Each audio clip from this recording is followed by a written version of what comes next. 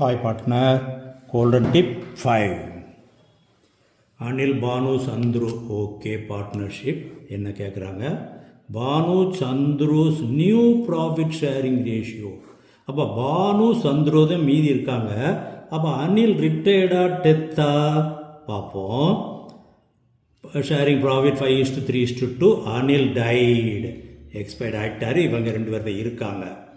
October 1, 2024. Right. Journal entry passed for goodwill adjustment. Goodwill அட்ஜஸ்ட்மெண்ட்டுக்கு entry கொடுத்துருக்குறாங்க. அது நம்ம என்ன செய்வோம்? Gained partners capital account debit, ரிட்டையர்டோ அல்லது எக்ஸ்பயர்டு பார்ட்னரோ credit. That is sacrifice partners capital account credit. இந்த ரூல் நம்ம முதல்ல இருந்து படிக்கிறோம். குவாட்ரண்ட் பாயிண்ட் 2ல் இதை தெளிவாக சொல்லியிருக்கிறோம். Okay, come to the point. இப்போ என்ன, நியூ ப்ராஃபிட் ஷேரிங் ரேஷியோ கண்டுபிடிச்சு சொல்கிறாங்க. நியூ ப்ராஃபிட் ஷேரிங் ரேஷியோனா என்னது? ஓல்டை விட கூடி இருக்கிறதா குறைஞ்சிருக்குதா? Old share plus gaining share equal to new share. அப்போ ஓல்டு ஷேர் 5:3:2. அப்போ இவங்க ரெண்டு பேரும் 3:2 இருக்காங்க. இப்போ வேற ஒன்றுமே இல்லைன்னா 3:2 தான் ரிமைனிங் ஷேர்னு சொல்லிடலாம்.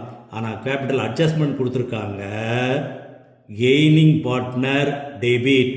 அப்போ இதுதான் கெயின். 8:12 அல்லது 2:3 கெயின். எதை கெயின்? இந்த 5/10 இவருக்குரியதை இந்த ரேஷியோவில் எடுக்கிறாங்களா? 2:3. அப்போ பாரு, தட் இஸ் பானு அனில் 5/10ல் 2/5 எடுத்துக்கிடுறாரு. அப்போ இவருக்கு கெயின் 2/10. சந்துரு 5/10ல் 3/5 எடுத்துக்கிடுறாரு. அப்போ இவருக்கு 3/10. ஓல்டு பிக்கு that is 3/5 plus 2/10. இவருக்கு எஸ் 2/10 plus 3/10. அப்போ ரெண்டு பேத்துக்குமே 5/10 நியூ ஷேர் வருது.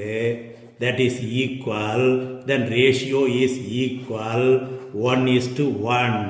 that is the correct answer.